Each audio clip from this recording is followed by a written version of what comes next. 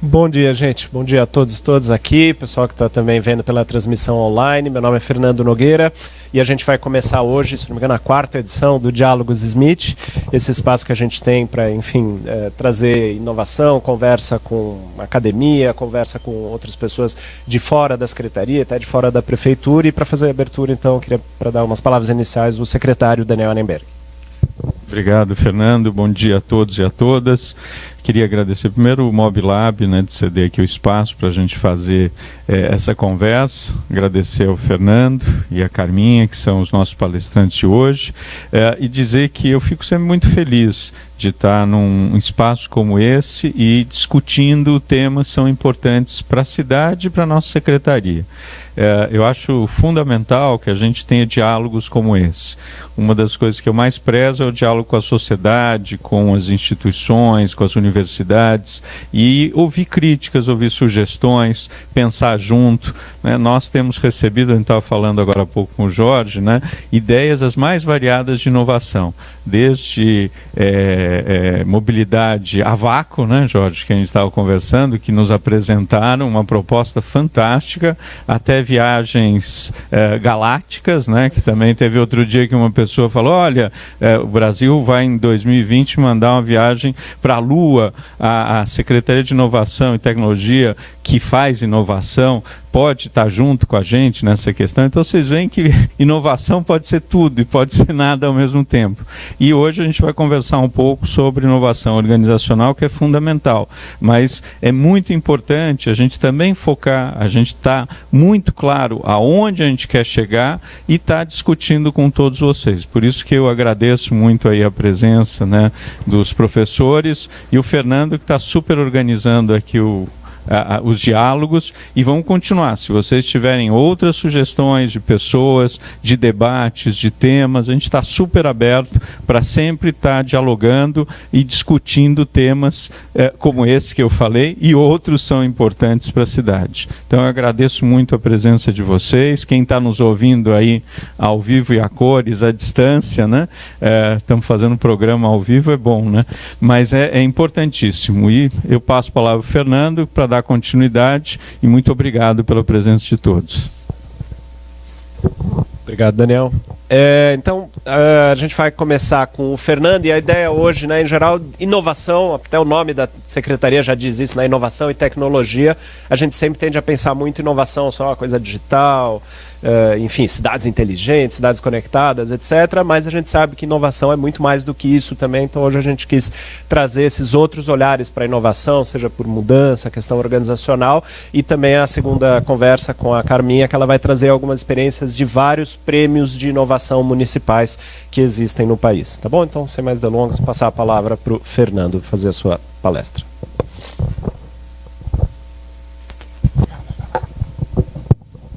Muito bem. Aqui tá bom para a câmera, Fernando? Tá, Pode mexer aqui. Legal. Obrigado, Rafael. Bom dia a todos, Prazer estar aqui. Obrigado pelo convite, Fernando, Mariana, secretário Daniel, rever ex-alunos, Ediane, Bruno, Rafael, encontrar amigos e colegas. Bom, então vamos bater o nosso papo aqui sobre mudança organizacional no setor público pela inovação incremental da burocracia. Eu fiz uma apresentação baseada em 4 grandes pontos. Afinal, o que é inovação na gestão pública? Essa discussão que o Fernando adiantava, muitas vezes a inovação ela tem múltiplas interpretações, é um conceito um quanto tanto polissêmico, então as pessoas associam a muitas coisas, mas tem uma associação imediata muitas vezes com a questão das tecnologias, das TICs, das tecnologias de informação e comunicação na atualidade. Como que a gente enxerga isso de forma mais ampla? Associar isso com a gestão da mudança no setor público, entender quais são as grandes áreas de inovação, e aí dentro dessa discussão de mudança a gente quer dar foco às mudanças organizacionais, mudanças que ocorrem em termos de estruturas, de processos, dentro das organizações. A Carminha que vai explorar muito os prêmios, mas eu só quero antes falar um pouquinho então dos bancos de dados que nós temos no Brasil, Porque muitas vezes essas inovações ocorrem, mas elas ficam abaixo do radar político e midiático, ninguém vê. E muitas vezes uma forma de reconhecer essas inovações são os prêmios, né? Que nós temos hoje no Brasil mais de uma centena de prêmios na gestão pública brasileira, nas mais diversas áreas, desde prêmios governamentais até prêmios setoriais na saúde, na educação, na assistência, né? E diante dessas reflexões, que são reflexões mais práticas do que teóricas, a gente vem participando, e algumas vezes até junto com a Carminha, de muitos prêmios, né? Pelo menos desde 2007, 2008, participei de ciclos de premiação, participei na ENAP, na Fundap, no Prêmio Mário Covas, né? Participei no Sebrae, no Prêmio Prefeito Empreendedor, olhando para as experiências desses prêmios, entre outros. Agora a gente está junto com a Escola do Parlamento de São Paulo, né? Na gestão do Humberto Dantas, junto com a OAB, fazendo um prêmio para o Legislativo, as boas práticas do Legislativo, né, que o Legislativo muitas vezes não é observado, né, é visto apenas como uma casa política, e as pessoas muitas vezes não sabem o que ocorrem ali, né, de inovações incrementais. Aí uma proposta no final de um modelinho, né, um framework, uma lente analítica, para a gente olhar a inovação na gestão e nas políticas públicas. Tá? Muito bem. Primeira questão, né? Do ponto de vista de senso comum, qual que é o nosso imaginário sobre inovação na gestão pública? Né? Se nós saíssemos daqui, claro que aqui nós estamos numa plateia, né, de espertos, especialistas que trabalham na gestão pública, mas se nós descermos a escada e formos ali conversar com um cidadão comum e perguntarmos, e aí, o que você acha de inovação na gestão pública? Né? A primeira resposta que a gente vai ter muitas vezes, as pessoas vão dizer, mas existe inovação na gestão pública? Né? Já tem uma certa pré-concepção, né, de imobilismo, de uma gestão pública estática, estanque, né, pouco aberta à inovação. Essa é um pouco a apreensão do senso comum. Né? E quando você fala que existe, as pessoas vão dizer, mas onde que existe inovação? Me mostra. Né? Esse é o primeiro impacto. E muitas vezes até funcionários públicos, né, que acabam reproduzindo esse tipo de visão. E essa é uma visão muito trabalhada do ponto de vista dos meios de comunicação. Se nós pararmos para pensar, os meios de comunicação no Brasil, eles tratam muito o setor público apenas pela ótica dos problemas, né? E não pela ótica da solução. E muitas vezes acaba apresentando o setor público como a antítese da eficiência, como se o setor privado fosse o grande polo de eficiência, né? O setor público fosse um polo de ineficiência, cheio de mazelas, né? E essa é a interpretação que a sociedade em geral, e muitas vezes até pessoas que estão na máquina pública, acabam tendo. Né? Bom, quando você começa a apontar algumas inovações e você responde falando às vezes de grandes inovações, são as inovações mais disruptivas, as pessoas já começam a dizer, mas isso aí são os benchmarkings, né? As grandes práticas referenciadas, né? Tudo bem, nós temos sim as inovações disruptivas e que acabam criando referências para o setor público, né, que depois de um tempo acabam sendo até disseminadas. Mas também não são apenas essas inovações. Né? Então aqui o que eu quero chamar a atenção é mais para as inovações incrementais, que no setor público a gente acaba associando muito ao processo de melhoria contínua. Tá? Então vamos discutir um pouco a inovação com base em processos graduais de mudanças. Vamos lá.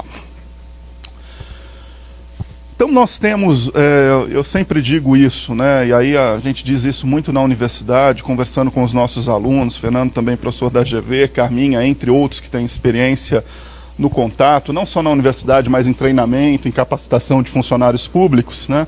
A necessidade de nós desfazermos esse senso comum. Né? Existe uma certa interpretação, né, que a gestão pública é como se fosse um mundo de instituições disfuncionais, né, destinadas a permitir que pessoas imperfeitas, nós, né, usem procedimentos falhos para lidar com problemas que muitas vezes parecem insolúveis. Né, e dentro desta interpretação, acaba tendo essa ideia do imobilismo, né, do setor público, uma certa capacidade, uma baixa capacidade de resposta aos problemas atuais. Bom, para a gente desfazer um pouquinho esse senso comum, né, a gente começa a ter uma outra forma de olhar para as mudanças no setor público. Então eu gostaria inicialmente de fazer aqui com vocês alguns apontamentos conceituais sobre a inovação no setor público. Primeiro apontamento, muito simples, todo mundo sabe, se nós pegarmos a literatura sobre inovação, né? E essa literatura nasce, sobretudo, a partir dos anos 60 e dentro da iniciativa privada, olhando para as experiências na iniciativa privada, você tem aquela grande distinção entre a inovação disruptiva, ou mais a inovação radical, versus a chamada inovação incremental, né? Mas o conceito no setor público ele tem que ser bastante distinto do setor privado, né? Muitas vezes não dá para simplesmente pegar aquele conceito e trazer para dentro do setor público, né? O setor público não é único, muitas vezes ele não é competitivo, dependendo da área, né? Ele é muito complexo, ele é heterogêneo, né? Não dá para fazer esse tipo de comparação. Então, no setor privado, geralmente as pessoas olham muito para as inovações radicais, do ponto de vista de novos paradigmas, as best practices e assim por diante. Já no setor público, a tendência é nós olharmos para a inovação a partir dos processos de melhoria contínua, né? Claro que nós temos novos paradigmas, best practices são disseminados, mas nós temos que olhar muito para esses processos de melhoria contínua. Essa vai ser a minha ideia que eu vou desenvolver na sequência, né? Podem ocorrer no nível macro-governamental, ou seja, eu estou pensando um governo como um todo, a Prefeitura Municipal de São Paulo, mas dentro da Prefeitura, em vez de olhar o governo como um todo, eu posso estar olhando para uma pequena organização dentro da Secretaria de Saúde ou para uma determinada área dentro de uma subprefeitura, né? Isso é muito importante, né? Posso pensar isso aplicado à gestão pública, em termos de atividade meio, né? Mas posso pensar isso na ponta também, aplicado às políticas públicas, em termos de atividade fim, né? E só que no nível organizacional ela é muito mais factível. Num governo você tem muito mais atores, é difícil você conseguir convencer a todos, dialogar, articular. Dentro de uma organização, às vezes você tem ali uma equipe de trabalho com uma pessoa que consegue pactuar resultados dentro de uma figura de liderança, então fica muito mais fácil essa inovação no nível organizacional do que macro-governamental, né? Tem dois pontos que eu gostaria de destacar, né? Muito dessas inovações hoje, como processos de melhoria contínua, estão diretamente relacionadas à adoção de princípios da gestão pública contemporânea, que eu vou falar na sequência. Quais são esses princípios, né? Em parte a gente está discutindo gestão por resultados, foco no cidadão, transparência, participação, os chamados princípios pós-burocráticos, né? Que vão para além daqueles princípios que nós conhecemos no dia a dia do setor público, que são mais burocráticos, da legalidade, da eficiência e assim por diante, né? Tem um caminho único para isso? Não, né? Você tem uma pluralidade institucional de instrumento que não tem um único e melhor caminho. Pelo contrário, né? Muitas vezes essas inovações seguem caminhos distintos e muitas vezes são experimentalismos que acabam surgindo e que dependem do contexto da própria organização. Então não tem uma receita de bolo, um programa de 7 passos, e os prêmios de inovação no Brasil acabam mostrando muito isso, né? O contexto, o território, as circunstâncias importam, né? Bom, isso é mais um apanhado de conceitos introdutórios, gente, para nós começarmos a nossa discussão. Então eu quero, na sequência, fazer inicialmente uma distinção entre os processos de mudança no setor público, discutindo com vocês a diferença entre reformas e inovação, né? E depois eu quero associar esses processos de mudança com os princípios da gestão pública contemporânea. Vamos lá. Quando nós pensamos a gestão da mudança no setor público, veja, a palavra reforma é muito utilizada, né? A palavra reforma ela é recorrente, né? No século XX, né? E até no momento atual a gente está debatendo, todas as pessoas falam em reforma, né? Reforma política, da Previdência, trabalhista e assim por diante. A reforma que vocês quiserem, administrativa, né? Bom, nesse sentido, o que a gente está discutindo quando se fala de reformas, né? Grandes processos de mudança, né, que embora estejam muito presentes no discurso, só ocorrem de tempos em tempos, elas não ocorrem a todo momento, como as pessoas acham que ocorre, é que às vezes a presença do discurso de reforma dá uma impressão que aquilo está acontecendo a todo momento, mas a efetivação de uma reforma é uma coisa que só ocorre de tempos em tempos. Podemos dar um exemplo. Se nós pensarmos reforma administrativa profunda no Brasil em nível federal, nós tivemos 3 no século XX, né? 36, 67, com o Decreto-Lei 200 e 95. Não tivemos mais do que isso. O resto foram mini reformas, que não dá nem para chamar de reforma enquanto mudança, né? Então elas ocorrem de tempos em tempos, geralmente são processos decisórios, né, de cima para baixo, que necessitam de grandes coalizões reformistas, né, baseadas, né, aqui usando de um termo do John Kingdon, no modelo dele, né, de agenda de políticas públicas, em determinadas janelas de oportunidade, né, onde você tem ali uma convergência entre o fluxo de problema, o fluxo de solução, né, e alguém, né, ou um grupo, ou um empreendedor levando aquela agenda adiante, né, que não é fácil porque acaba envolvendo mudanças e ajustes em leis, em marcos legais, que tem todo um processo legislativo, né, para ser consubstanciado, né. Tem sempre um empreendedor político, né, que pode ser individual ou coletivo, né, alguém que está ali empurrando, ajudando a formar aquela agenda, né, ou numa perspectiva mais organizacional, quando a gente sai das grandes questões políticas, você olha para dentro de uma organização, tem sempre um dirigente público forte. O dirigente público é aquela pessoa que faz muito bem o papel técnico-político de estar negociando com a base política, né, com o topo da política e trazendo aquilo para dentro da burocracia. Então eu posso aqui dar 2 exemplos rapidamente, né. Posso pegar o Plano Real, né, uma coisa que já tem aí 20 anos, voltamos lá, é como que ali você tem 10 anos de hiperinflação no Brasil, sucessivos planos de combate à inflação, né, e numa determinada circunstância, pós uma abertura econômica comercial, você tem ali uma janela de oportunidades que faz uma solução pensada em 84, que o Plano Real é uma solução de 84, é o Plano Larida, né, do André Lara Rezende, do Pércio Arida, num diagnóstico da inflação inicial, né? E dentro de determinadas circunstâncias econômicas e políticas que começam a se formar a partir dos anos 90, a forma em que aquilo, num governo de grande coalizão, que é o governo Itamar, você cria circunstâncias para aquilo sair do papel, com articulação para além de governo, com instituições financeiras e assim por diante. Então, esse é um exemplo de uma reforma dentro desse pressuposto. Quando eu trago isso para dentro de uma organização, eu não preciso ir muito longe, eu posso pegar o exemplo do Daniel mesmo, né, no caso do Poupa Tempo, ou mais recentemente no caso da modernização do Detran, né. A gente pode tratar isso numa perspectiva, sim, de reforma empoderada politicamente, o Daniel fazendo esse papel, né, de dirigente público na negociação entre o apoio político, o empoderamento político e a construção disso para dentro da organização, a forma que aquilo vai sendo articulado, né, junto com equipes que vão sendo formadas para darem vazão àquele processo de mudança organizacional. Então, os 2 casos, né, se a gente for estudar a fundo o caso do Poupa Tempo em São Paulo e mais recentemente da modernização do Detran, que inclusive foi até objeto de dissertação de um aluno nosso lá orientado pelo Martin Jaio, né, o Rodrigues, lembra o nome dele, Bruno? O Denis Rodrigues, né, a gente consegue observar um pouco, né, essas características nesse processo de mudança organizacional pelas reformas, né. Já quando a gente fala da inovação, é uma perspectiva diferente, né.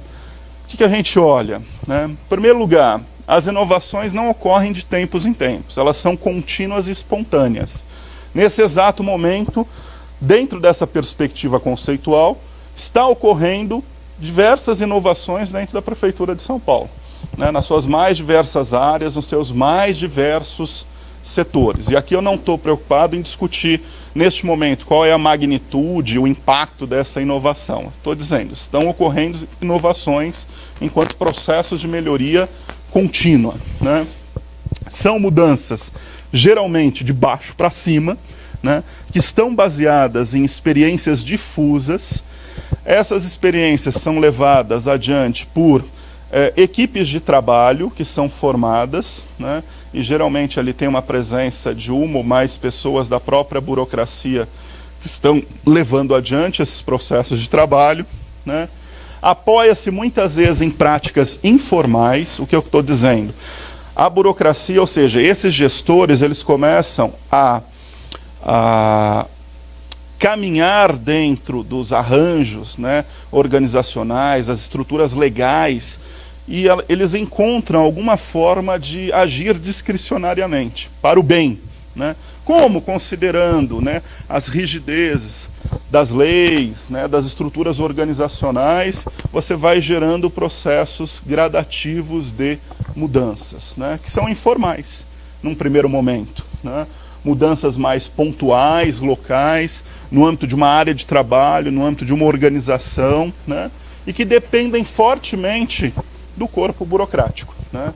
Independente se a gente está falando aqui da burocracia permanente, né, funcionários que são concursados, ou da burocracia temporária, pessoas que ocupam os cargos de livre provimento, né, ou mesmo equipes conjuntas, né, entre funcionários temporários e a burocracia permanente. E aqui tem um papel muito forte da chamada burocracia de médio escalão, né, que são as pessoas que ocupam cargos gerenciais, né, então estão ali tentando mudar processos gerenciais, e também, muitas vezes, da própria burocracia operacional, e olhando para a burocracia operacional, aquela que está em contato direto com o cidadão, né, a chamada burocracia do nível da rua. São aquelas mudanças que estão ocorrendo lá na ponta, na prestação do serviço público. Então, às vezes você tem uma pergunta interessante. Qual é hoje a melhor praça de atendimento na subprefeitura de São Paulo? Certamente, quem conhece o tema consegue responder isso. Né? Mas geralmente você tem algumas práticas em alguns lugares muito distantes que não são tão conhecidas. E isso é propiciado por 3, 4 pessoas que lá trabalham, né, que estão muito lá embaixo na base organizacional e que ninguém dá importância para aquilo. É difícil parar para olhar para aquilo. E nesse sentido nós estamos considerando esses processos como processos de inovação. Né? Então esse é o conceito, né, que a gente traz de inovação com uma perspectiva diferente dos processos de reformas. Muito bem. Um segundo ponto que eu chamei a atenção é que esses processos de mudança hoje, eles vão muito na direção da incorporação dos princípios da gestão pública contemporânea. Né? E quando a gente trabalha com esses princípios da gestão pública contemporânea, nós estamos falando o quê? Da adoção em termos de calibragem de fundamentos de gestão pública que começam a serem refletidos, né, juntamente com os fundamentos constitucionais. Então a gente começa a sair do pensamento puro, né, dos fundamentos constitucionais, da legalidade, da moralidade, da impessoalidade, da publicidade, da eficiência, para pensar esses fundamentos de forma mais substantiva, né, calibrando isso com os fundamentos de gestão pública. Por exemplo, você pega o debate sobre eficiência. Tudo bem, um princípio constitucional, né, está lá desde a emenda constitucional 19, 98. Traz esse debate para os dias atuais. Num período de crise econômico-financeira, ele fica muito restrito simplesmente a um debate de corte de custo, que é um debate importante. Né? Mas quando você vai numa perspectiva mais ampla de fundamentos da gestão pública, você começa a debater eficiência numa lógica mais ampla da gestão por resultados. Né? Você está pensando a questão da qualidade do gasto, você está pensando a questão do resultado final, né, em termos daquilo que está sendo entregue ao cidadão. Né?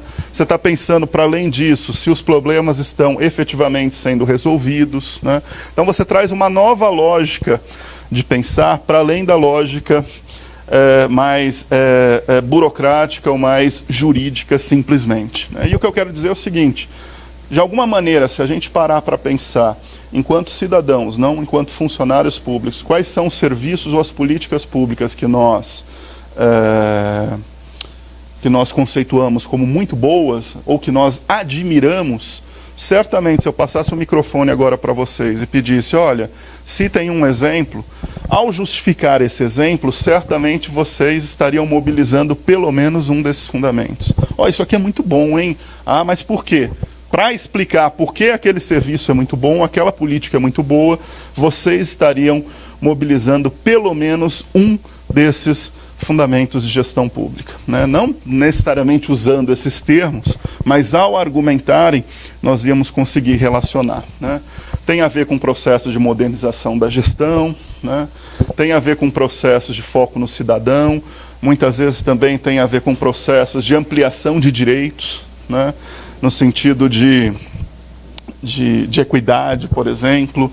Tem a ver também com processo de valorização de gestão de pessoas do ponto de vista mais informal ou num avanço mais gerencial, né? Tem a ver com processos de controle, transparência e participação social, ou mesmo de forma mais ampla em termos de gestão por resultados, né? Esse é um processo contínuo, né? Isso ocorre em parte por pressões da sociedade, né? Diante do processo democrático, a própria sociedade vai conhecendo seus direitos e vai lutando, né? Se a gente parar para pensar, a gente teve um esforço muito forte pós-Constituição de 88 no sentido de ampliação do acesso, né? E o debate nos últimos 10 anos é muito forte agora em termos de melhoria do padrão de qualidade, né? Isso do ponto de vista do controle social, olhando para a prestação do serviço público. Mas tem a ver também com processos de competição político-eleitoral, né? Dentro das democracias, as pessoas estão competindo, elas precisam aportar resultados a partir daquilo que foi pactuado com a sociedade no período eleitoral. Então tem vários fatores que vão se juntando e vão contribuindo para que essas mudanças vão ocorrendo, né? E nós chamamos então da incorporação gradativa desses fundamentos de gestão pública no dia a dia dos serviços públicos e das políticas públicas de processo de inovação. Muito bem, né? Bom, feito essa demarcação, né, conceitual, a diferença entre reforma e inovação e a inovação a partir dos princípios da gestão pública contemporânea, uma coisa importante também é a gente olhar para esse aspecto aqui, né, que eu, de uma forma geral, de forma mais solta, eu já disse, mas eu gostaria de reafirmar, né? Primeiro, inovação ocorre abaixo do radar político, né, e midiático, né? Então ela está muito distante, às vezes, daquilo que os grupos políticos principais conseguem observar. E aí ela, muitas vezes, não ganha importância, né? Esse tipo de inovação que eu estou colocando. Então ela está muito distante. Como exemplo que eu dei, que podem ter meia dúzia de funcionários revolucionando uma praça de atendimento da prefeitura e muitas vezes você não tem o prefeito sabendo disso, né? Às vezes o secretário sabe, mas essas coisas vão ficando. E como que a gente pode reconhecer aquilo, tornar aquilo um exemplo e começar a disseminar, né? Esse é um primeiro ponto. E ela também ocorre abaixo do radar midiático. Como a gente sabe, a imprensa, né, trata o setor público muito pela ótica do problema, ninguém está olhando para essas pequenas soluções, né, ou essas pequenas boas práticas pontuais e localizadas que estão ocorrendo aqui e acolá, né? Então isso aqui também ocorre muito, né? Nós sequer, fazendo aquelas brincadeiras, sequer nós temos no setor público aquelas revistas, né, como tem na área de negócios, né, que ficam cultuando as grandes celebridades, né? Na área, você abre lá uma revista, tem lá o cara, aquela foto bonita, segurando o queixo, olhando para o horizonte, né, e escrito, o cara que revolucionou a organização A, B e C, né? No setor público, quando você olha, você não tem isso, olhando sobretudo para a burocracia média e para o pessoal que está lá na ponta. Ninguém está olhando para esse pessoal, né? Então, bom, essa inovação ocorre, né? Ela respeita de fato os ditames legais, mas ela é discricionária, a pessoa está encontrando os espaços ali para atuar, né, dentro das regras que são muitas vezes apertadas e que inclusive inibem o processo de inovação. As pessoas, né, dentro dessas regras e uma vez que elas estão na rotina, elas preferem seguir aquele comportamento tradicional, né? Ah, sempre foi assim, vamos continuar fazendo, mas mesmo assim tem um espaço para inovação, né? Ela ocorre também articulando os interesses políticos, né? Só que aí os interesses da micropolítica também estão muito distantes, né, do radar político, são os interesses políticos no âmbito da própria área ou da própria organização, e para ela ocorrer tem que ter articulação entre as pessoas que ali trabalham, né?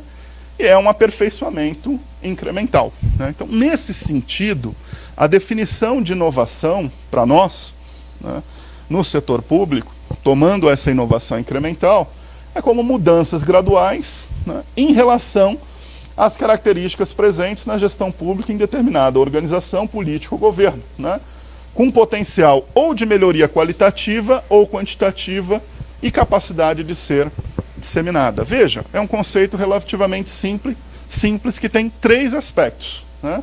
Uma mudança gradual, abaixo do radar político e midiático, né? E que mudou as características daquilo em relação ao que era até então, né? Promovendo uma melhoria qualitativa ou quantitativa. E, ao mesmo tempo, aquilo tem alguma capacidade de ser disseminado olhando para experiências, né, correlatas. Esse é o conceito que a gente acaba trabalhando. E, nesse sentido, se a gente parar para pensar, são o que, gente? Pequenas ideias que, no âmbito daquela organização, trazem grandes mudanças, né? Só que, às vezes, essas mudanças não são devidamente reconhecidas. Até porque a gente não tem tempo para olhar para tudo no setor público. Imaginem vocês, como uma cidade de São Paulo, né, com a quantidade de funcionários públicos, de organizações e repartições, né, que estão, nesse momento, trabalhando. Não dá para parar e fazer isso. Até dá um observatório aqui a colar, mas mesmo assim é difícil. Então, uma forma, às vezes, mais fácil de reconhecer essas mudanças é a partir dos prêmios de inovação, né?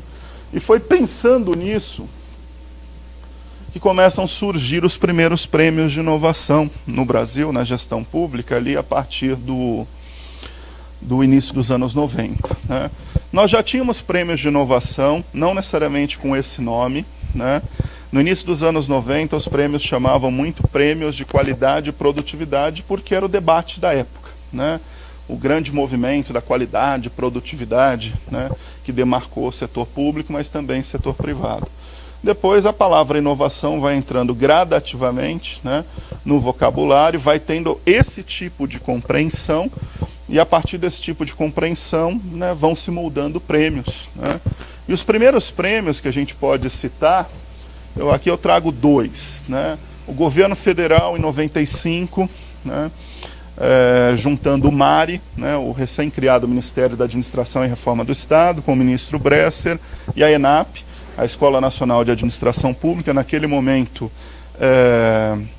presidida pela professora Regina Pacheco, também da Fundação Getúlio Vargas, né, entendendo a necessidade de reconhecer as mudanças que ocorreriam no governo em termos da adoção dos princípios da reforma gerencial.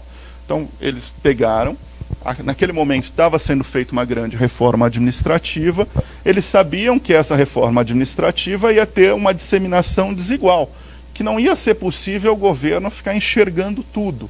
E como enxergar essas mudanças e, ao mesmo tempo, incentivar e reconhecer aquilo que a burocracia lá na ponta estava trabalhando, né? Então, esse prêmio foi pensado, né, e é um prêmio até hoje ininterrupto, né? Foi mudando o nome, né? No início tinha associação com Hélio Beltrão, né? Prêmio Hélio Beltrão, até pela ideia da desburocratização, que também era muito forte, né? Depois o nome vai sendo adaptado. Ele tem um banco de dados riquíssimos, né? Inclusive o próprio banco de dados deu origem até questões acadêmicas, de casoteca, entre outras coisas, mas que você entra lá e você consegue dizer, olha, dentro dos Correios houve essa mudança que foi muito importante do ponto de vista de gestão de pessoas, que depois outras organizações da administração indireta começaram a adotar. Dentro do Banco Central houve a adoção, né, eu falo mais da área de RH que eu conheço mais, houve a adoção, né, de um dos primeiros modelos de gestão por competências do ponto de vista de alocação de funcionário público, considerando, né, o concurso público, que depois outras organizações começaram a adotar, e assim por diante. Então, é um exemplo, né, de um prêmio que tem diversas áreas, né, atendimento ao cidadão, gestão de recursos humanos, monitoramento e avaliação de políticas, entre outros, né, e que é um prêmio ininterrupto. E que valoriza quem? Exatamente o trabalho da burocracia, né, naquele nível de médio escalão e também da burocracia do nível da rua, de coisas que vão sendo feitas e mudando, né, as práticas organizacionais. Enquanto isso, né, na Fundação Getúlio Vargas, em São Paulo, começava a ser costurado um outro prêmio, né, juntando a Fundação Getúlio Vargas, a Fundação Ford e o BNDES, né, por iniciativa da professora Marta Fará e do professor Peter Spink e de outros pesquisadores, né, eles começaram a pensar que também havia um processo muito forte de mudança em nível subnacional no Brasil, ou seja, estados e municípios. E aí o grande argumento qual era? A Constituição de 88 trazia para os municípios uma forte pressão em termos de atuação em novas áreas, né? O município tinha se tornado um ente na federação e eles queriam saber como que os municípios no Brasil estavam respondendo a essas novas pressões, ao controle social, as pessoas que batiam na porta do prefeito e assim por diante. E montaram esse prêmio, que ele tinha uma questão, o prêmio queria identificar também mudanças que eram feitas não só pelo setor público, mas pelo setor público junto com a sociedade civil. Por quê? Porque eles acreditavam que as mudanças, juntamente com a sociedade civil, tinham uma capacidade maior de ter uma continuidade administrativa, porque aquilo ia acabar sendo empoderado pela sociedade, uma vez que a alternância de poder, né, ocorresse, aquilo não fosse descontinuado, né? A gente sabe que nos anos 90 a prática da descontinuidade administrativa era muito forte, que a minha experiência de muito tempo no CEPAM viu muito isso ocorrer, né? Então também um banco de dados riquíssimo, né, com mais de 8.000 experiências cadastradas, um banco de dados aberto, né, você pode cruzar informações entre estados, áreas. E quando você vai para esse banco de dados, você percebe o seguinte: a inovação não tem cor ideológica. Você tinha inovações em municípios administrados pelos mais diversos partidos políticos. A inovação não tem porte de município. Você tinha inovações em municípios de grande porte, inovações em nanomunicípios, né? A inovação não tem um tipo de área definida. Você tinha inovações nas mais diversas áreas de políticas públicas na gestão municipal, né? E já vou encaminhando para o final. O Prêmio Mário Covas aqui em São Paulo, né, começou ali em meados dos anos 2000, juntou a Secretaria de Gestão com a Fundap, né?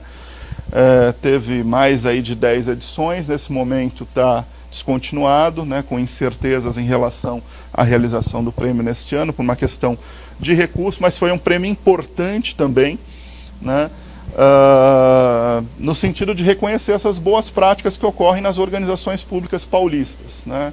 Então você começa, vou dar um exemplo, pegar Polícia Militar, né? Todo mundo dentro da Polícia Militar, ou a impressão da sociedade civil quando olha, tem uma interpretação generalizante, que é tudo a mesma coisa, que é só um tipo de modelo, que é um modelo mais de repressão. Como que você enxerga onde ocorre policiamento comunitário dentro da Polícia Militar? Ali começaram a aparecer as primeiras experiências. Porque aquilo dentro de uma corporação mais tradicional não flui. É um trabalho de 3, 4 pessoas que acreditam, 3, 4 coronéis que saem um pouco da curva, começam a introduzir aquele tipo de ideia, aquilo vai chegando nos níveis menores, começa a ter implantação lá na ponta, né? Foi a partir do prêmio Mário Covas que essas experiências começaram a ser reconhecidas, né? Depois dessas experiências, uma vez reconhecidas, elas começaram a ser legitimadas até por ONGs que trabalham como segurança pública. O Sodapaz foi lá, estudou, é isso mesmo, tá certo, é nessa direção, e assim por diante. Então, são esses prêmios que acabam dando vazão, né, a essas práticas que estão na ponta e que muitas vezes nós não conseguimos enxergar. E tem muitos outros, tá, gente? Se a gente for fazer hoje um catálogo de prêmios no Brasil, nós chegamos a um pouco mais de uma centena. Tem alguns sensacionais. Você pega o prêmio do SUS, né? Pega o SUS, a capilaridade que o SUS tem no Brasil.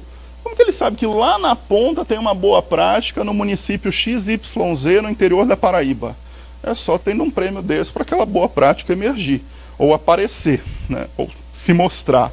Então, nós também temos esses prêmios setoriais, né?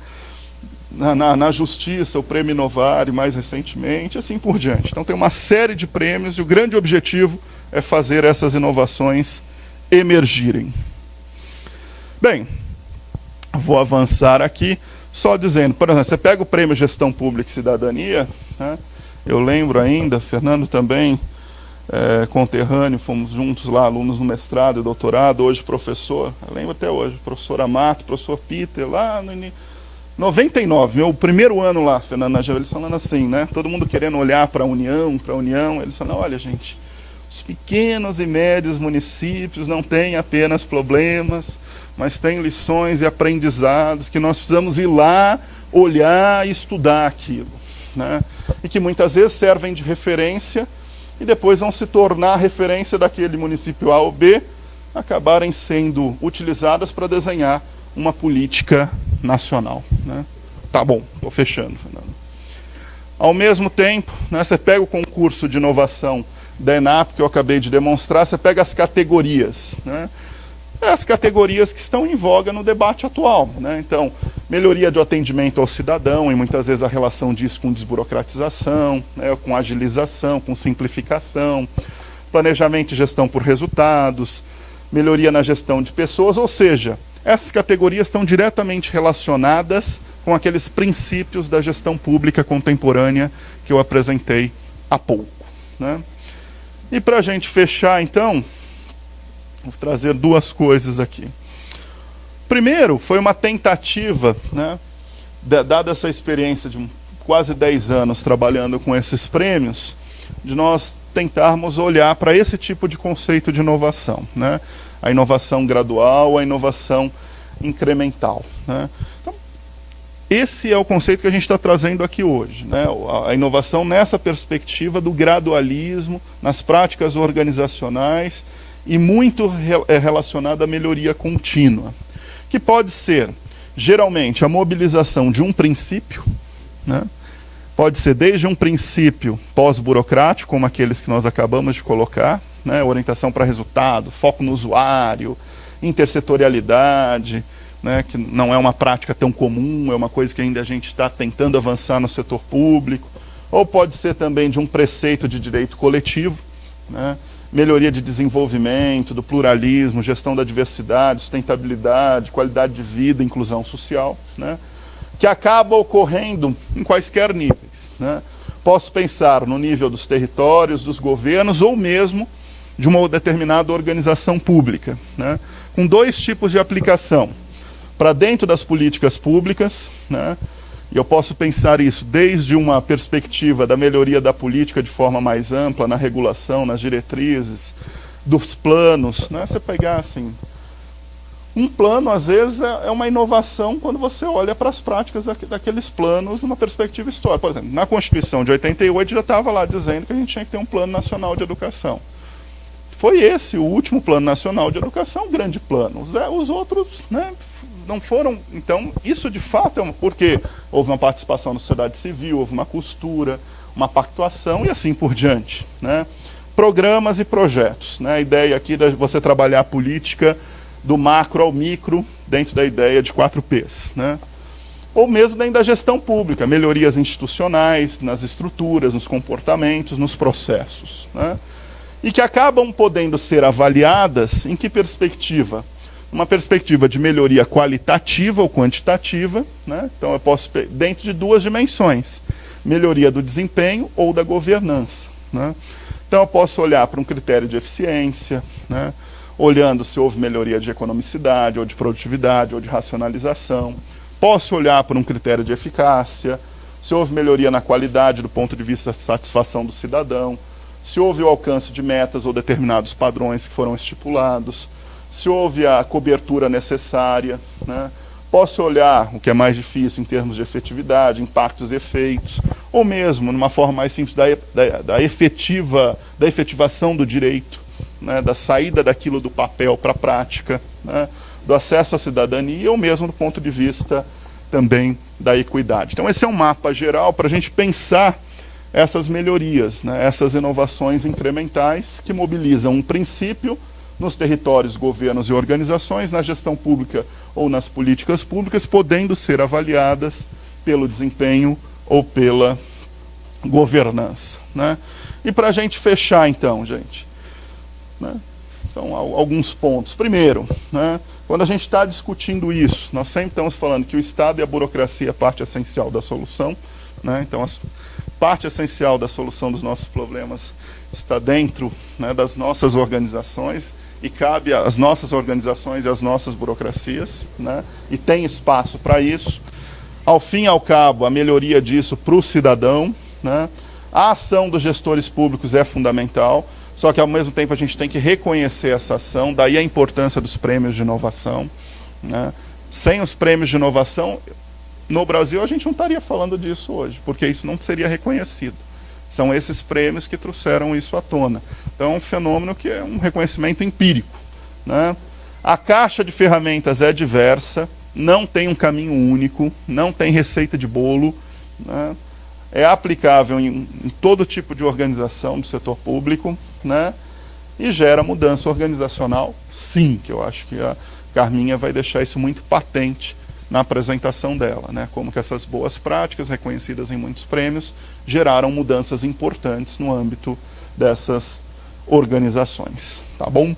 Então eu agradeço novamente o convite, né? Peço desculpas por ter me alongado um pouco aí do tempo previsto, inicialmente de 30 minutos, né? E essa é um pouquinho da base aí conceitual sobre essa inovação gradual no setor público, tá bom? Valeu, moçada. Obrigado, Fernando. Eu queria pedir para vocês irem pensando nas perguntas, mas primeiro a gente vai ter a apresentação da Carminha e aí depois a gente abre os últimos minutos aí, algumas perguntas, tá bom? Então eu vou passar para Maria do Carmo Cruz, mais que todo mundo chama de Carminha, então a gente aproveitou a intimidade. Obrigada. Bom dia a todos e a todas, né? Eu sou hoje doutoranda, mas eu trabalhei 30 anos numa fundação, não sei se todo mundo conhece, que é a Fundação Prefeito Faria Lima CEPAM, que era um órgão do governo do estado que trabalhava com municípios. Então eu vou falar sobre o olhar dos municípios, essa discussão toda, e participei de vários programas, vários com o Fernando, ou como avaliadora, ou como pesquisadora que vai a campo. E eu queria só a gente lembrar que o Brasil tem 5.576, acho que agora, ou um pouquinho mais, municípios, e que nem todos os municípios são São Paulo, né? Então e muita inovação, que nem o Fernando colocou, surgiram nesses pequenos municípios que a gente reproduziu, incorporou e hoje está discutindo nacionalmente programas que eram de ponta, lá na ponta, no município pequeno, hoje virou um programa nacional, né? A gente vai falar um pouquinho sobre isso. Peraí, que eu sou meio ceguinha. É o espaço? Não. Então, como o Fernando falou, a gente... eu sou da administração pública, fiz graduação, mestrado na UGV, a gente fala tudo, olha e pensa, né? A gente está falando da era do conhecimento, aqui todo mundo está com o WhatsApp para chegar, para olhar, usa o Waze e assim por diante, né?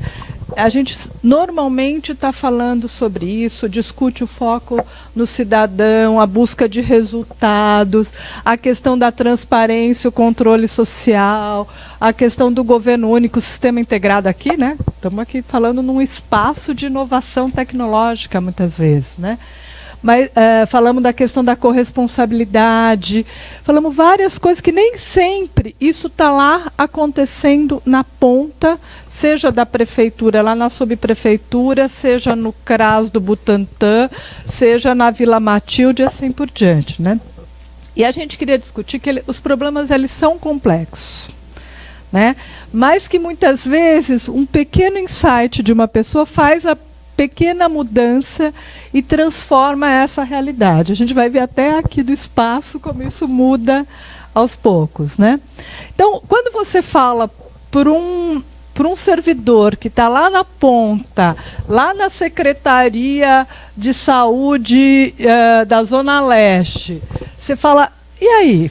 O que é inovação? Ele vai dizer, ai meu Deus, nada a gente pode, a lei de responsabilidade fiscal, eu não tenho dinheiro. Ele normalmente se vê atolado de um monte de serviço, né?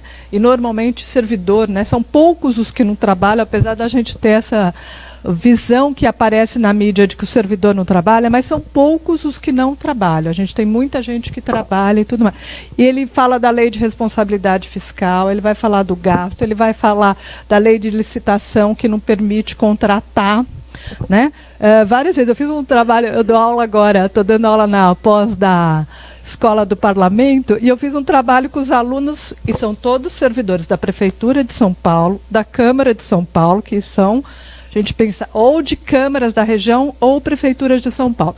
Num primeiro momento, ninguém tinha, falava todo mundo, não, eu não faço nada. A hora que você começa a discutir, eles fazem coisas muito legais, né? Eu tenho um aluno que eu orientei agora, que ele percebeu que a Câmara de São Paulo é super inovadora. Ele é um analista de sistema, que trabalha com a questão lá na ponta de colocar o dado aberto no site da Câmara. Tá?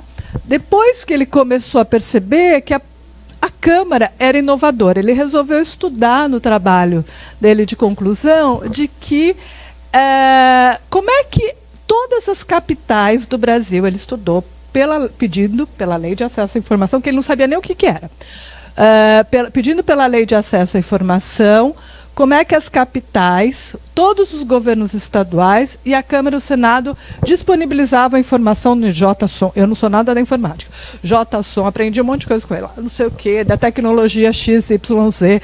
Ele percebeu que São Paulo só não era melhor do que a Câmara e o Senado na disponibilização do legislativo de dados abertos para o cidadão. Que ele não tinha noção disso até ele começar a perceber que a gente tem coisas bacanas. Aí o que ele aprendeu no trabalho, ele está incorporando no trabalho dele na Câmara, conseguiu convencer o chefe dele que dá para mudar, não custa muito, só tem ele mesmo e mais um que faz o sistema. Eles podem aprender e podem mudar. Então, a gente pode ter um outro olhar, que eu trouxe essa foto que eu acho super bonita, que é, peguei de uma amiga minha, de que a gente pode olhar o município, ou a secretaria, ou o órgão, o setor que a gente está, de um outro jeito. Eu podia olhar só uma coisa de areia, um monte de conchinhas, mas eu posso olhar também essas conchinhas e essa areia na praia de um outro jeito, que depende de como eu vou olhar essas questões, né? E os prêmios acabam tentando mostrar que santo de casa também faz milagre, né? Que a gente normalmente não acha isso. Mas eles acabam mostrando um pouco sobre essa questão, né?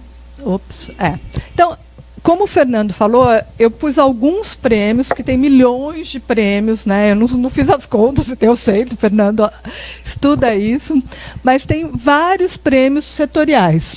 Mas eu peguei alguns, porque eu acho que alguns acabam sendo significativos na lógica da gente pensar replicabilidade, que é aquele conhecimento, e tornando uma onda que vai se transformando para outras pessoas.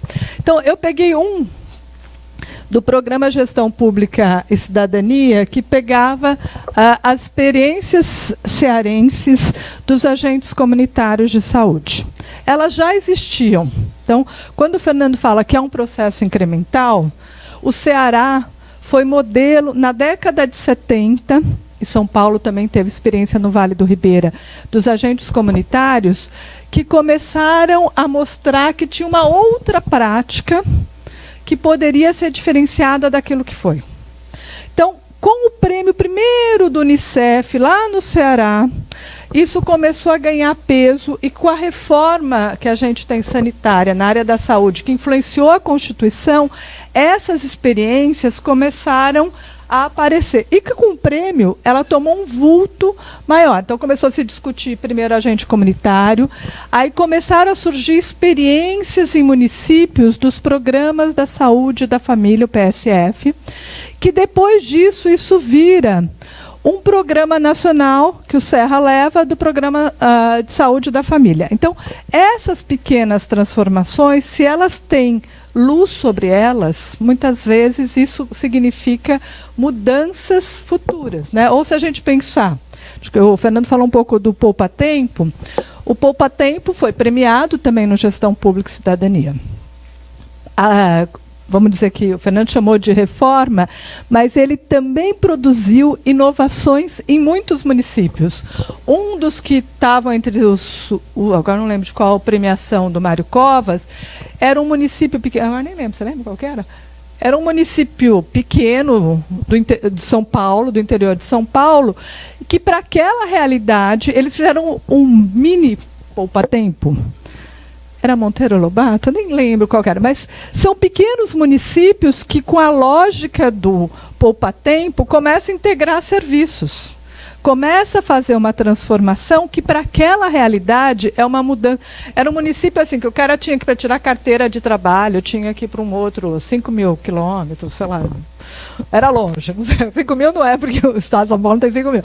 Mas era longe, tinha que se deslocar. Para fazer a carteira de trabalho, também tinha que se deslocar. Então, faz um serviço que, às vezes, não é todos os dias, abre à noite, faz uma outra forma.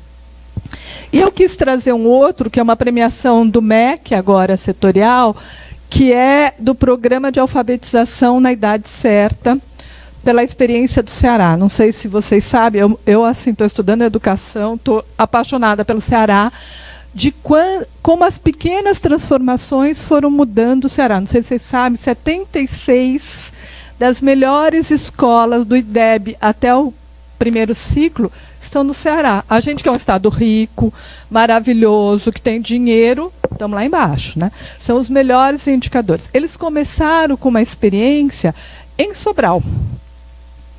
A questão de um compromisso de todos pela alfabetização. Né? Hoje as melhores escolas estão nesse município e no Ceará. Isso virou um programa estadual, que é o PAIC, né, que é o Programa da Alfabetização na Idade Certa, e isso virou depois um compromisso do PNAEC, que é o Programa Nacional de Alfabetização na Idade Certa, PNAEC. Então, que a gente acaba fazendo algumas transformações. O que foi que aconteceu nesse município? Foi, um prefeito que investiu em escola, tarará, percebeu que depois de todos os investimentos lindos e maravilhosos na escola que ele tinha gasto no município que é pobre, o Ceará é um estado relativamente pobre, que os resultados, acho que era, agora não lembro a quantidade, sei lá, 50% das crianças não sabiam ler com 8 anos. Ele falou, tem algum problema que a gente tem nessa questão. E criou uma metodologia de trabalho incentivado, que era assim, nós precisamos trabalhar com o professor, nós temos que trabalhar resultado, a gente tem... Então, ele criou uma metodologia, primeiro no município de Sobral, ele virou governador. Ele levou para o governo uma discussão de resultados. Então, o que é? Uma parte do ICMS é distribuído para os municípios, né? O ICMS, eu não sei se todo mundo sabe, é um repasse que também tem uma parte que vai para os municípios. É a partir de resultados na área de saúde, educação, depois agora também está na área de meio ambiente. Então, se eu tenho bons resultados na questão de saúde, eu recebo um plus a mais. Se eu tenho bons resultados na alfabetização da criança, eles têm lá um sistema de avaliação próprio, SARESP, lá. Não, SARESP é do estado de São Paulo, é? Hã? SARESP? É o sistema próprio deles lá de avaliação. Também o município recebe. Aí eles perceberam que precisava valorizar não só esse desempenho geral, mas a questão da escola. Então, o que eles criaram também no Ceará? Um prêmio professor nota 10. Aquelas escolas que têm os melhores resultados, elas ganham um prêmio. Mas o prêmio não é assim, eu dou o prêmio e pronto, ela resolveu. Não, ela tem que ajudar a melhorar aquela que teve o pior desempenho. Começa a ter uma discussão nas premiações de você ter resultados compartilhados e um compromisso coletivo com a comunidade, né? Então, ele vai mudando um pouco nessas linhas. E a gente tem vários setoriais. A gente tem no MDS, tem na Justiça, tem inúmeros que eu não vou tratar aqui porque a gente não tem tempo. Mas o que é importante nesses prêmios? O Fernando colocou um pouco dos critérios, né? Eles olham resultados, olham a participação, olham impacto, olham várias questões. Mas tem vários que olham a questão da relação com a sociedade civil quando muda essa forma. Então, eu peguei um paradigmático que todo mundo já estudou na vida, né, que é o orçamento participativo. Né, todo mundo fala de Porto Alegre, quem estuda administração pública já discutiu Porto Alegre e a inovação do orçamento. Mas vocês sabiam que não é de Porto Alegre que vem essa discussão do orçamento participativo? Todo mundo fala que o OP é antes e depois do PT, né? Mas ele vem anterior. Da onde que vem? Vocês sabem? Que começa o debate dessa discussão? Começou em Piracicaba, na década de 70. Então, a gente tinha prefeitos na década de 70, que eram chamados prefeitos progressistas, que começavam a discutir uma mudança de paradigma, que isso influenciou a Constituição. Na década de 80, no estado de São Paulo, tinham 33 prefeitos, que eram chamados dos prefeitos progressistas no governo Montoro. Esses prefeitos todos discutiam o orçamento com a sua população. E isso influenciou, hoje tem uma pessoa que está estudando isso, a influência dos prefeitos progressistas no modelo do orçamento participativo. Mas é para a gente ver que as ideias vão sendo incrementadas, que começou em municípios. Bauru, Penápolis, como é que chama aquele outro lá? Angatuba, e vários outros pequenos municípios de prefeitos progressistas que diziam: a gente tem que mudar a lógica da discussão do orçamento com o nosso cidadão. E daqui eu trouxe um exemplo que também ganhou um prêmio agora, que é o orçamento participativo digital de Belo Horizonte. Tem outros fazendo, tá? Mas Belo Horizonte recebeu um prêmio em função de incluir a questão digital, que eu achei o máximo. Você não precisa ir na reunião e você vai lá e vota no seu celular, no seu computador, né? O plano de metas de São Paulo podia se inspirar nisso. Eu vi uma foto do plano de metas, que a reunião foi às 8h da manhã lá no fim do mundo. Tinham 3 gatos pingados. Se a gente olhar, né? Eu vou falar para você. Falando. Para 3 pessoas falando. Eu vi a foto, porque eu queria ir, e eu falei: eu moro longe, moro em Carapicuíba, mas eu queria ir só para acompanhar. 3 gatos pingados às 8h da manhã de domingo, ninguém vai. Mas eu queria, sim, discutir o que é a prioridade para o município de São Paulo. Entendeu? Diga. 10, tá. Então, vamos lá. E aí, eu acho que a gente pode fazer pequenas coisas usando tecnologia que fazem a diferença para isso. Por exemplo, eu uso muito a Lei de Acesso à Informação, tanto é que meus alunos aprenderam a usar. Eu recebi, aqui tem o nome, vocês não vão ler porque está longe, difícil, Maria do Carmo, uma inovação de São Paulo, foi implantar a Controladoria Geral dos Municípios, certo? CGM. Ela baseia-se numa experiência que é a CGU em Brasília. A gente tinha o Mário, né? Também, essas pessoas também são replicadoras da forma de atuar depois. O Mário é um funcionário da CGU, veio para São Paulo, introduziu a CGM, agora está lá em Minas, e formou uma equipe aqui. O que a CGM fez? Uma coisa simples, é um grupo pequeno, fez uma coisa bacana. Todo mundo que fez algum pedido de lei de acesso à informação recebeu um e-mail dizendo: olha, como funciona a lei de acesso à informação? E dá um instrumental para quem não é. O meu filho, que é aluno, que tinha pedido uma informação, quando ele recebeu, porque eu tinha explicado para ele como funcionava, ele virou e falou assim: mãe, olha o que eu recebi, que fácil. Olha, como todo mundo tinha que saber essas coisas. Então, um grupo pequeno faz uma coisa da informação e circulando de outra forma. O que esse grupo está fazendo também? Quem dá informação pela lei de acesso à informação? É o cara que está lá na ponta, que vai dizer, porque você vai perguntar, quantos atendimentos tiveram no posto de saúde de Itaquera? Quem vai dar essa informação é o cara que está lá na ponta, muitas vezes. Eles estão trabalhando, formando essas pessoas para saber o que é lei de acesso à informação. Então, são pequenas coisas que essas pessoas, eles ganharam vários prêmios do CONIP e assim por diante também, mas a gente vai vendo que o prêmio vai juntando com outras pequenas inovações que geram normalmente, depois de um tempo, um prêmio. Eu trouxe um também que é de elaboração de projeto. Vamos falar quem fez aqui, né? O Fernando falou que tem vários de vocês que fizeram o SPLAST, né? Todo mundo sai da faculdade sabendo elaboração de projeto. Não é assim. E nós não estamos falando de qualquer município, estou falando de Capivari.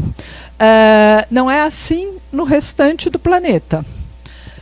E não é assim no restante das áreas ou setores da prefeitura como um todo. As pessoas não sabem elaborar projeto. Eles criaram um grupo, são duas pessoas, que o secretário falou. Uma acho que fez o SPLAST, eu acho, né? Aquela menina, não sei. Ela fez alguma coisa de administração pública.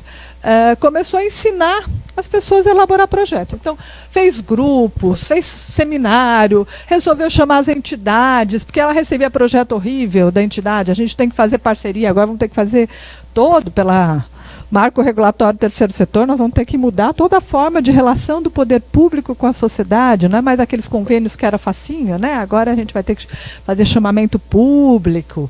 Ela percebeu que as entidades não sabiam fazer projetos. E ela sofria com esse processo de relacionamento, porque ela quer que pagar para ela fazer um bom serviço e quer o resultado. Agora, ela não sabe nem colocar meta, nada disso. Ela falava, trabalhou toda uma forma simples de como elaborar projeto. Criou uma sistemática de elaboração de projetos. De uma forma que todo mundo entendesse isso. Trabalhou em cada secretaria que tivesse um articulador que trabalhasse com ela, porque ela acompanhava projetos do prefeito e tudo mais. Eles assim ampliaram um monte o recurso recebido. Tem milhões de resultados super positivos. Tanto é que viraram uma secretaria hoje de projetos. E mais do que uma secretaria, hoje todos os dados de convênios, projetos e tudo mais estão disponibilizados na internet para qualquer pessoa ter acesso a essa questão. E aí eu peguei alguns outros, né, que a própria equipe de Guarulhos, por exemplo, fez um sistema de informática para trabalhar, porque eles trabalhavam com Linux, trabalhar dentro da própria prefeitura para sair dos sistemas pagos e tudo mais. Um grupo de autistas encontrou alguém que trabalhava lá e falou, a gente não poderia, porque é muito simples trabalhar, hoje é uma referência para autistas trabalharem assim, como é que põe a roupa, porque eles trabalhavam algumas coisas de um jeito muito simples e acabaram incrementando para outras questões também. Ou, por exemplo, que é um outro que ganhou o prêmio, o de Franca ganhou e Botucatu também, Casa dos Conselhos. Parece uma coisa assim, um espaço, se a gente olhar, um espaço similar a esse, onde busca a integração das áreas, que hoje, se a gente for pensar, o Fernando falou um pouquinho, o grande dificultor que a gente tem, né, de implementação é muitas vezes trabalhar de forma intersetorial. A gente trabalha com as nossas caixinhas. E quase todos esses prêmios, se vocês forem analisar, eles têm parcerias ou com a sociedade civil ou com outra área intergovernamental dentro da própria prefeitura, né? São espaços que às vezes eu junto, como esse, todo mundo compartilha o mesmo espaço, a mesma secretária. Além de racionalizar os recursos, ele permite uma integração, não é garantia, né? Mas permite uma integração que a gente tem também. Tem vários outros prêmios, né? Eu trouxe um do MDS, eu chamei de que também é uma outra forma de olhar. É a gente trazer para a administração pública aqueles que eram normalmente excluídos muitas vezes, né?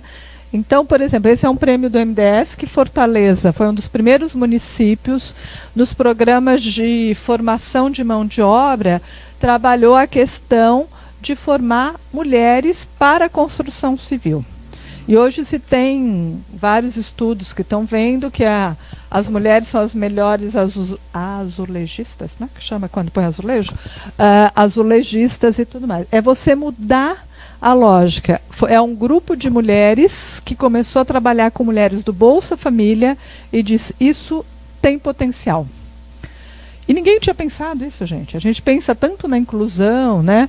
Fala assim, um monte do Bolsa Família que precisa dar porta de saídas ou inclusão produtiva e tudo mais. Foi um dos grandes projetos que a gente teve nisso.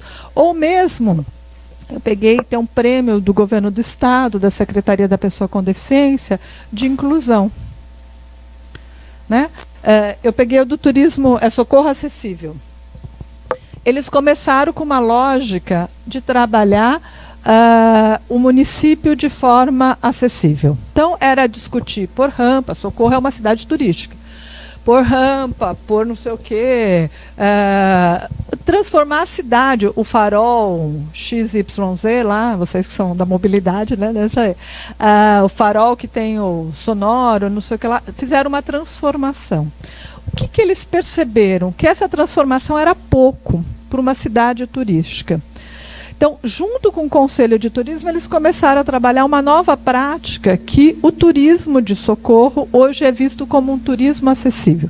Descobriram uma pessoa que era um esportista que ficou tetraplégico, que tinha vontade de fazer esportes radicais. Hoje, Socorro é uma referência em esportes radicais para pessoa com deficiência, por trabalhar essas pequenas questões.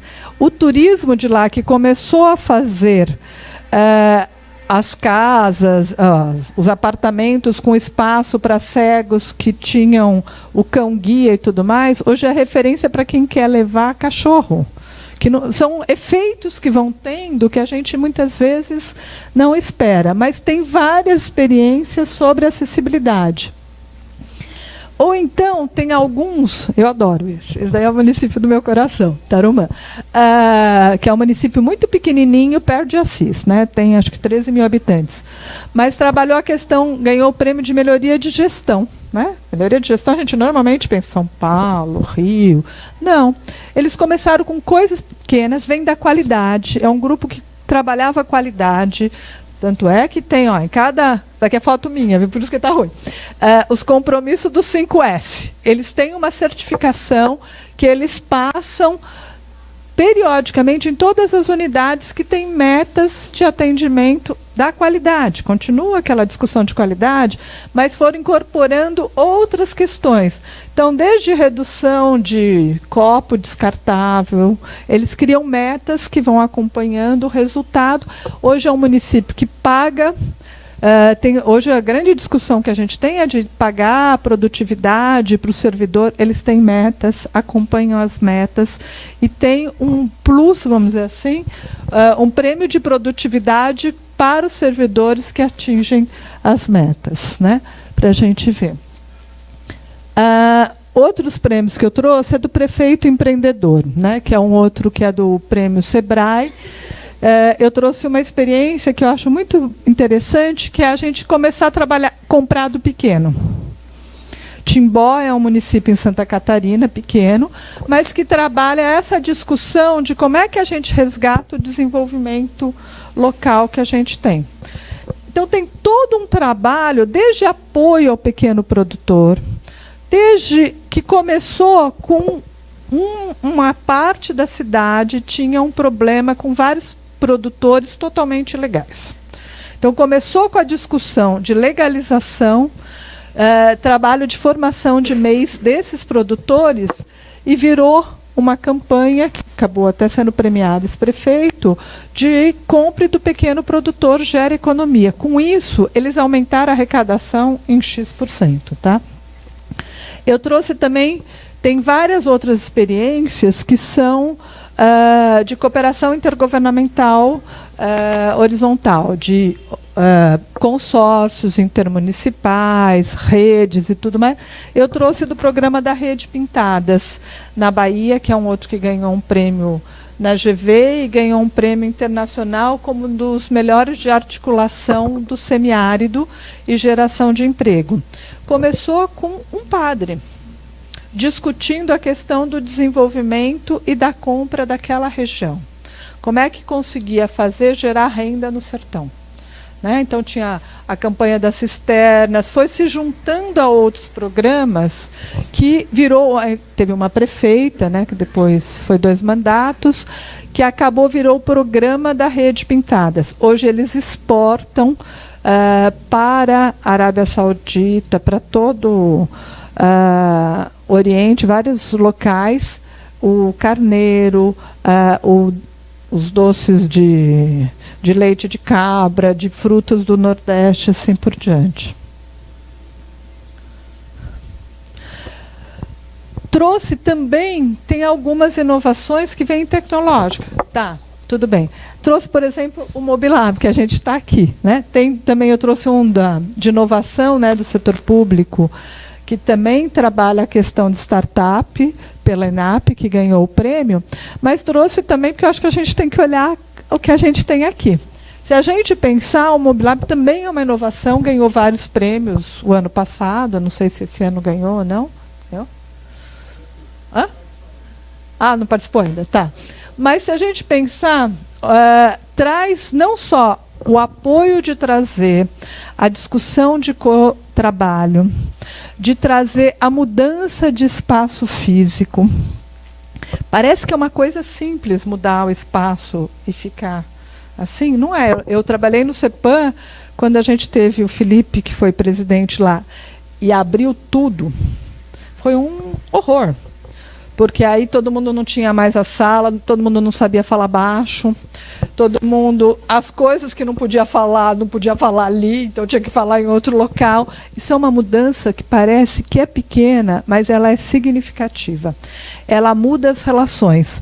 E eu soube outro dia que essa pequena transformação aqui de espaço, parece que a própria Secretaria do Transporte está mudando, porque eu tenho um amigo que falou isso, que estão mudando os espaços, é isso? Juntaram os secretários e começam a abrir. Então é para a gente ver que pequenas mudanças de um setor pode transformar outros e, como diz o Fernando, virar uma mudança grande para isso.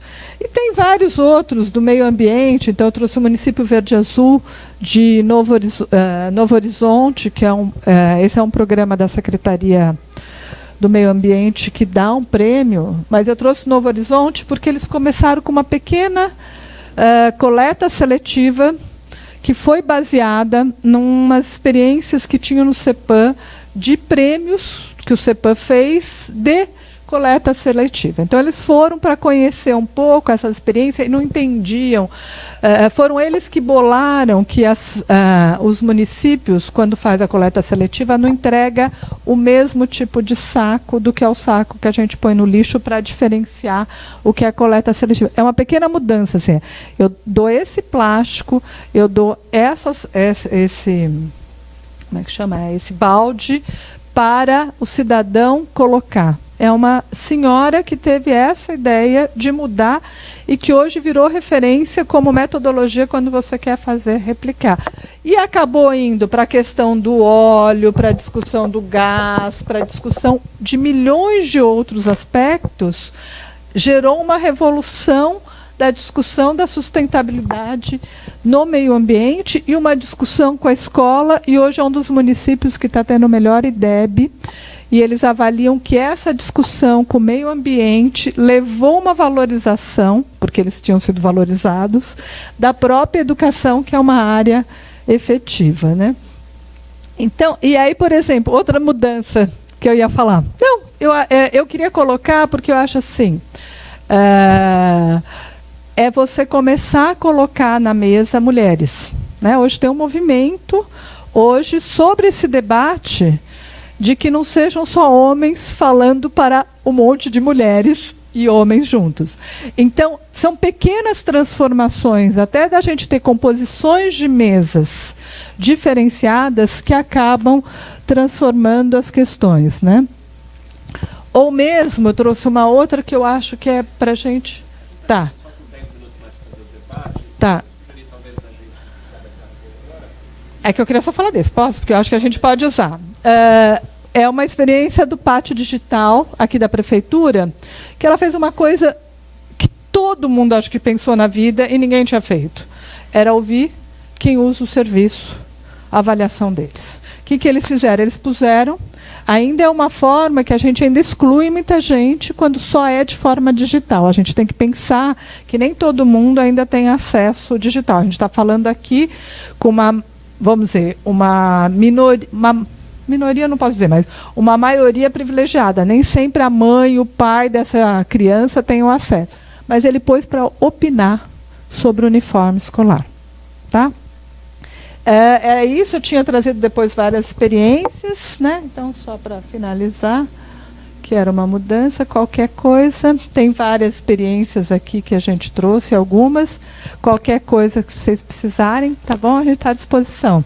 E eu queria depois só dizer que tem várias coisas que começaram na década de 80, eu fui olhar, que eram com essa discussão da Recém, que era uma rede de troca de experiência. Não tinha premiação, mas era troca de experiências na época do Montoro. Então, acho que a gente... Era isso, tá bom? Obrigada.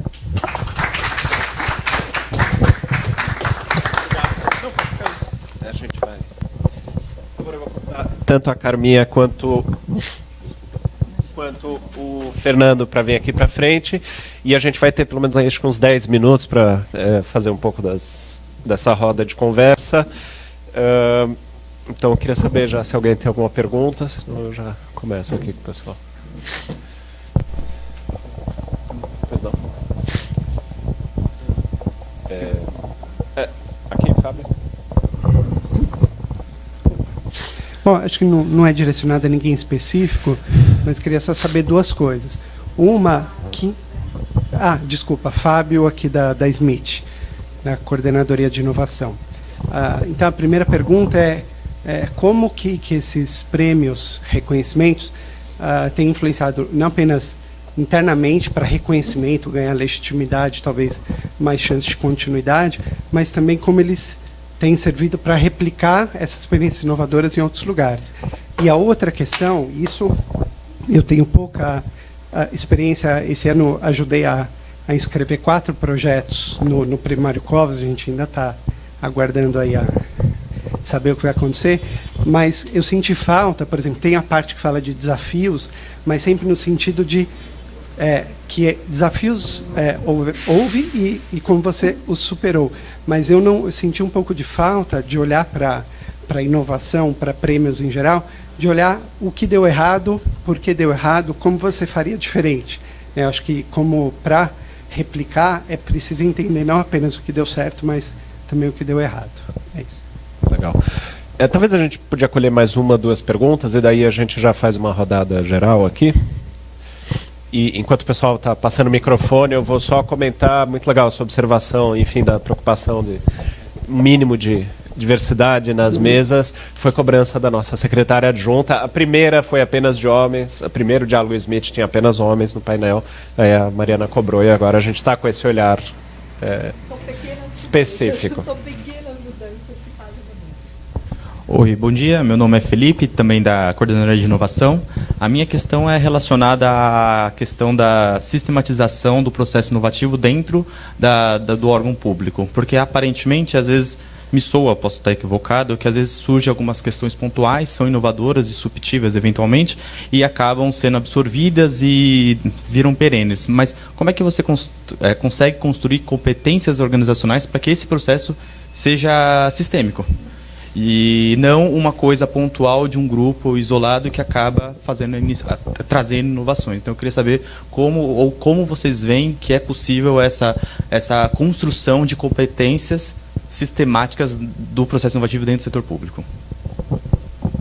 E acho que eu vou fazer uma pergunta curtinha para o Fernando. Quando você apresentou, é muito interessante aquele modelo de de entender a inovação.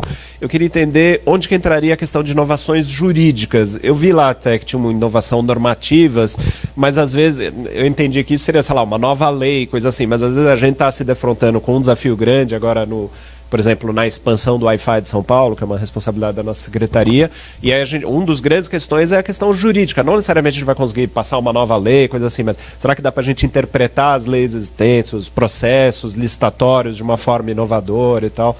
Talvez uma coisa a considerar aí no modelo, tá bom? Mais uma pergunta? Eu queria fazer uma pergunta na linha do tipo de raciocínio que eu vejo muito o Peter Spink fazer. Ouvia-se muito falar em modernização, agora fala-se muito em inovação, né? E quando a gente fala de inovação incremental, me lembrou muito a discussão sobre modernização. Modernização é uma palavra que caiu em desuso, agora a gente está falando de inovação, ou são coisas distintas? Quer dizer, onde que o conceito de modernização entra nisso? Acho que temos bastante aí para já colher a primeira rodada. Quer começar, Fernando? Posso começar. Então vamos lá. Eu lembro das três últimas. A primeira foi o Fábio, não é? Vamos lá, Fábio.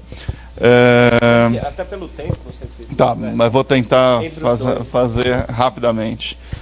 A tua primeira... Só repete, a questão do prêmio, como que ele dissemina, né? Eu acho que isso é uma coisa a ser estudada. Certamente técnicos que estão na ponta, que conhecem as áreas setoriais, né, tem isso, só que a gente não tem isso ainda sistematizado para divulgar. Por exemplo, a Carminha estava falando, olha como a reforma do Poupa Tempo tem a forma em que o modelo vai sendo apropriado hoje nos pequenos municípios. Certamente, se a gente fizer um levantamento para São Paulo, muitos municípios avançaram em praças de atendimento a partir do modelo Poupa Tempo. Mas a gente não tem isso ainda sistematizado e, sobretudo, com gente lá na ponta, em cada um, e observar, mas o que tem aqui, o que tem acolá.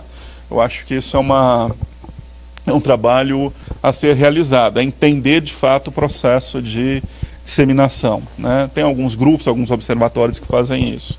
Mas, antes disso, tem uma coisa muito importante que eu queria ressaltar, é como nesses prêmios, na fase final, né, você fica numa dificuldade muito grande, né, porque tem a ver também o que escolher para o que disseminar. Então você está lá num júri, e agora? Você tem 4 trabalhos sensacionais de áreas completamente diferentes, e você faz o quê? Você premia quem? Né? E muito das últimas premiações, pelo menos que eu participei, os últimos 2, 3 certames, tinha muito a ver com as questões de inclusão, como a Carminha colocou.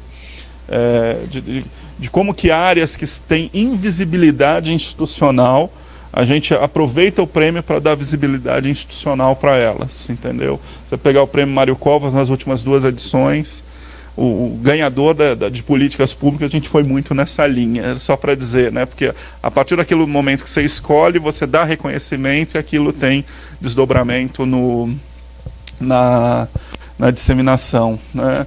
A pergunta do Felipe, né? É muito interessante, Felipe.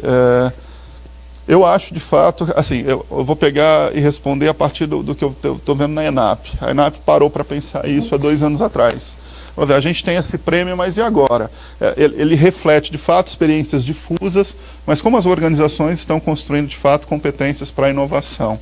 Então, como que ela foi buscar uma relação com a OCDE, junto com o IPEA, montaram lá um laboratório de inovação e agora estão tentando fazer essa discussão junto com as organizações do setor público e dando apoio. Então, tentando institucionalizar uma prática, e eu acho que tem vários modelos, eu não sou a pessoa mais competente para dizer qual é o melhor modelo, mais centralizado, descentralizado, mais formal, informal, mas eu acho que é um passo que tem que ser dado, né?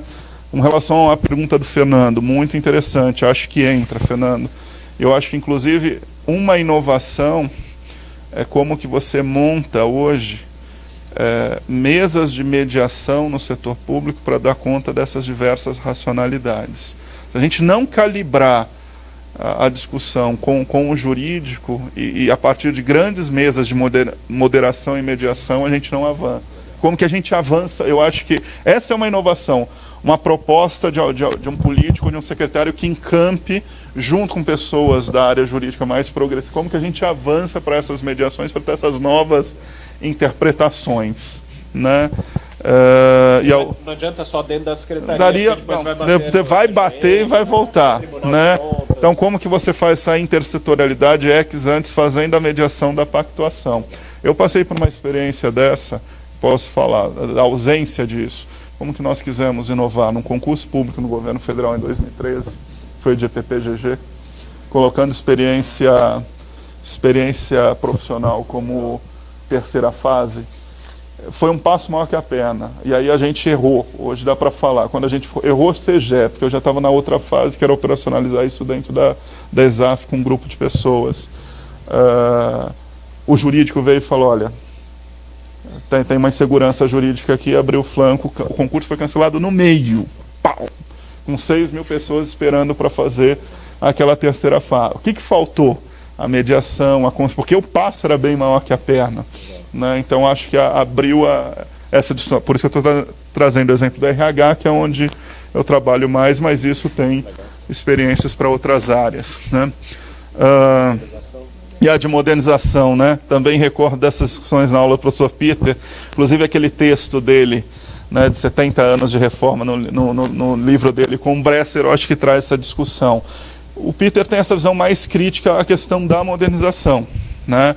Ele olha mesmo para a inovação como uma solução espontânea e difusa. Né? E o processo de modernização, nesse sentido, estaria muito mais relacionado ao processo de reforma, que ele faz uma crítica muito forte. E a principal crítica dele, eu acho, é quando estava discutindo essas reformas descontextualizadas do ponto de vista do contexto territorial. Ou aquilo, numa questão mais teórica, Guerreiro Ramos chamava de não fez a redução sociológica do fenômeno para compreender aquilo naquele território. Né? Mas para responder a sua questão de forma mais prática, o que eu acho que acabou acontecendo do ponto de vista discursivo, né, é uma questão de linguagem. A palavra modernização bateu, saiu então, cansou, ela entra em desuso, a palavra inovação entra fortemente. Assim como a palavra desburocratização caiu em desuso, e as pessoas vão para outras coisas. Né? Então as pessoas vão trocando, né, vão colocando um termo, ou mesmo às vezes um neologismo, mas que tem múltiplos significados. Né? Vamos lá, 3 minutinhos para as contribuições da Carminha e a gente encerra. Tá. Do Fábio, eu acho assim, já tem alguns estudos, a Marta Fará, a Natasha Sugiyama e outras pessoas estão estudando um pouco a disseminação do município ou do estado replicado numa outra esfera de governo para cima. Né? Então a gente tem, de baixo para cima, tem vários estudos feitos nisso. Acho que a primeira que foi a Verônica Paulix, que estudou um pouco sobre isso. Mas quando você tem horizontal, vamos dizer assim, de um município ou, por exemplo, do estado para vários municípios, eu não conheço nenhum estudo, mas uma das questões que estão como critérios de avaliação dos prêmios é a gente pensar a possibilidade de replicar. Por que é que experiências hipercaras, normalmente, nesses prêmios de inovação municipal não passam? Porque dificilmente um município lá na ponta consegue pensar essas questões. Então, mesmo que seja a ideia bárbara, ela não passa um pouco pelo comitê, normalmente, com essa questão. Né? Agora, a questão do Felipe, da sistematização e construção de competência, eu acho que depende um pouco, Felipe, da gente... a gente está discutindo inovação e, normalmente, todo mundo, se você falar no setor empresarial, todo mundo fala que gestão de pessoas é estratégicas e tudo mais. Na gestão pública, isso não é. E acho que a gente tem que começar a virar estratégico. né? Tem um estudo que a gente fez com o IPE há um tempo atrás, que mostra, principalmente nos municípios, é uma das áreas menos reconhecidas. Então, eu acho que se a gente quer trabalhar essas competências, eu acho que a gente tem que trazer uma reformulação na área de gestão de pessoas. Não tem como a gente avançar se não for trabalhar essas questões. A gente tem bons concursos, né, para a gente estar trazendo um pessoal, vamos dizer, mais qualificado para entrar. Acabou de ter aqui na Prefeitura de São Paulo, estão chamando, tem no governo federal. E você vê que essa experiência desses gestores, eles reformulam, porque cria uma rede, né? Eu estou estudando o Brasil Carinhoso, tem uma rede entre eles que facilita a comunicação, é super bom, mas isso não necessariamente ela tem uma rede que chega na ponta. Ela, às vezes, fica num patamar em cima. Então, acho que a gente tem que começar a pensar em trabalhar a gestão de pessoas. Na inovação jurídica, eu acho que por isso que eu estou encantado com o Ceará, porque eles fazem essa negociação antes, né? Aqui em São Paulo, por exemplo, ata de registro de preço para compra de... É uma inovação na área jurídica, se a gente pensar, o governo federal fez e tudo mais. São Paulo, um monte de municípios teve problema, tanto na construção do Pró-Infância, para usar, ou para compra de equipamento para colocar na escola, e São Paulo também teve, porque primeiro o Tribunal de Contas do Estado era contra, depois eles mudaram a posição, dizendo, não, isso é um recurso federal, a gente não tem que acompanhar. Mas é o quanto a gente não discute antes, seja com o nosso jurídico, seja com os órgãos de controle, a CGM, Tribunal de Contas, CGU, Tribunal de Contas da União, assim por diante. Então, acho que a gente tem que começar a pensar de outra forma. Um monte de municípios no Brasil não conseguem comprar 30% da agricultura familiar. São Paulo conseguiu, uma inovação que São Paulo fez foi conseguir comprar da agricultura familiar para alimentação. Não, mas conseguiu um ano. Na época do Haddad conseguiu. Mas tem município. Mas para São Paulo, gente, a quantidade de 30%, né, é muito. É eu trabalhar com outro tipo de compra. Um monte de municípios que eu conversei agora na minha tese, eles não compram da agricultura familiar porque o jurídico da prefeitura é contrário. E depois que deu o rolo das cooperativas, aí foi mais problemático ainda, né? Porque se São Paulo teve, Osasco, eu vou comprar, não, o jurídico para dizer não. É mais fácil. Então, eu acho que a gente tem que trazer alguns juristas que sejam inovadores nessa área. Não, para pensar... Não, mas a gente tem que pensar. Mas a gente teve... eu vou... Então, vocês estão fazendo isso. Por isso que eu estou te falando. Não, mas, gente, é uma inovação quando eu vou chamar as empresas para pensar e criar startup de uma outra forma. É uma inovação jurídica, né? Mas como é que a gente chama gente que é juristas mais, vamos dizer, progressistas, vamos chamar assim, ou inovadores, talvez, os termos lá, mas para a gente trabalhar com esse conceito. Na época do governo Montoro, eu vou falar, era proibido fazer parcerias entre municípios. Se criou uma outra forma a partir de uma experiência espanhola, que são os consórcios, que hoje tem no Brasil inteiro. Não tinha isso.